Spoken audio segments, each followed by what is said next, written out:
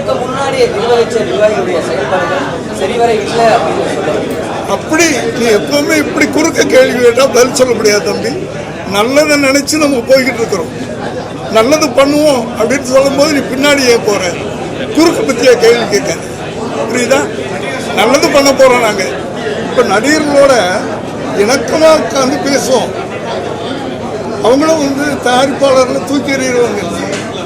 தயாரிப்பாளர்கள் நல்ல மரியாதை உள்ளவங்க தான் நடிகர் இல்லையா? நடிகர் இல்லாமல் தயாரிப்பாளர்கள், தயாரிப்பாளர் இல்லாமல் நடிகர் இல்லை. உட்கார்ந்து பேசும்போது ஒரு இணக்கமான சூழ்நிலை உருவாகும். ஏன்னா என்னைக்கும் ஒரு நாள் சினிமா ஆரம்பிச்சது, இன்னைக்கு சினிமா நல்லா இல்லை. ஸோ எல்லாரும் சேர்ந்து டிராவல் பண்ணுவோம் அப்படின்றதால எங்க கோரிக்கை. அதை எப்படி அவங்க இது பண்ணுவாங்க?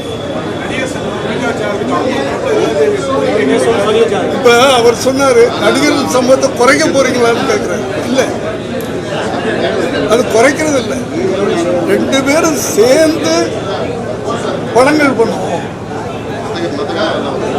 வர்ற லாபத்துல ரெண்டு பேரும் பண்ணிக்கிறோம் அப்படின்றதான் சொல்றதே தவிர நீங்க சம்பளத்தை குறைச்சிங்க, நீங்க சும்மா வேலை செய்யுங்க அப்படின்லாம்.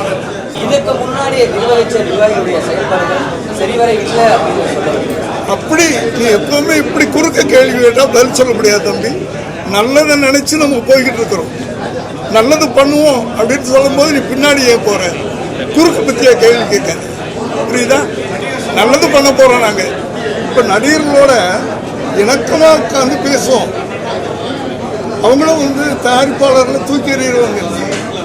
தயாரிப்பாளர்கள் நல்ல மரியாதை உள்ளவங்க தான் நடிகர் இல்லையா?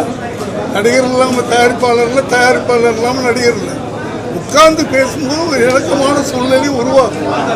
ஏன்னா என்னைக்கும் ஒரு நாள் சினிமா ஆரம்பிச்சது, இன்னைக்கு சினிமா நல்லா இல்லை. ஸோ எல்லாரும் சேர்ந்து டிராவல் பண்ணுவோம் அப்படின்றதால எங்க கோரிக்கை. அதை எப்படி அவங்க இது பண்ணுவாங்க?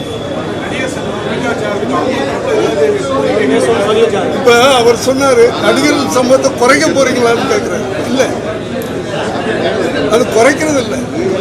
ரெண்டு பேரும் சேர்ந்து படங்கள் பண்ணுவோம். வர்ற லாபத்துல ரெண்டு பேரும் பண்ணிக்கிறோம் அப்படின்றதான் சொல்றதே தவிர நீங்க சம்பளத்தை குறைச்சிங்க, நீங்க சும்மா வேலை செய்யுங்க அப்படின்லாம்.